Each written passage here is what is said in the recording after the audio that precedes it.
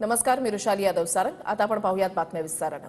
शहाजी बापूंचे पुतणे संग्रामसिंह पाटील शरद पवार गटामध्ये जाणार आहेत. संग्रामसिंह पाटील पुढील आठवड्यामध्ये शरद पवार गटामध्ये प्रवेश करणार आहेत. संग्रामसिंह पाटलांनी आज शरद पवारांची पुण्यामधल्या मोदी बागेत भेट घेतली. शहाजी बापूंनी सुद्धा शरद पवार गटामध्ये यावं असं संग्रामसिंह पाटलांचं म्हणणं आहे. आम्हाला रणजित निंबाळकरांचा पराभव करायचा आहे असं संग्रामसिंह पाटील यांनी म्हटलेलं आहे.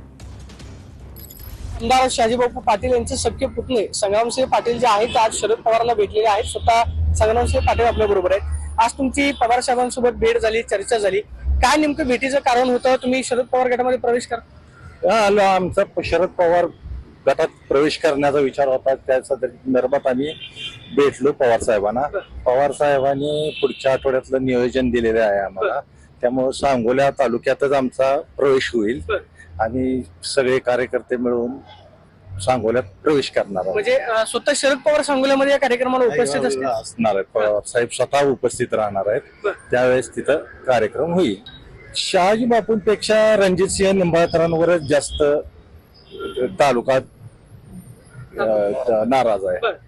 कारण शहाजी बापूंचं तसं काम त्यांनी केलेलं आहे. आमचा चुलता आहे, त्यामुळे आम्हाला माहित आहे त्यांनी काम करणारी मानसिकता आहे त्यांची. काम न करणं हा त्यांचा पिंड नाही. काम केलंच आहे त्यांनी. फक्त आता हे मोदीची जी हिटलरशाही हुकुमशाही चालू आहे ती मोडून काढण्यासाठी रणजितसिंह निंबाळकरांचा पराभव करणं गरजेचं आहे. तुम्ही बापूंना आवाहन करणार की मोदींची हुकुमशाही मोडीत काढायची असेल तर पवारांसोबत आलं पाहिजे. यादी सुद्धा खरं तर बापूंनी पवारांसोबत काम केलं. मात्र तुमच्याच चुलत्यांना तुम्ही मदत म्हणजे आवाहन करणार का घरातूनच? जर घर कुटुंब एकत्र असेल एका बाजूला तर कदाचित आणखी वेगानं काम होईल. आता काळाची गरजच आहे ती. काळाच्या गरजेनुसार त्यांना पावलं टाकावीच लागतील.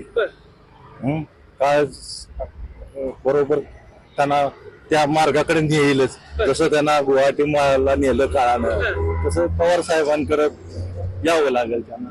Camera person Abhijit Pisasoni, Pradeep Kapse, TV 9 Marathi, Pune.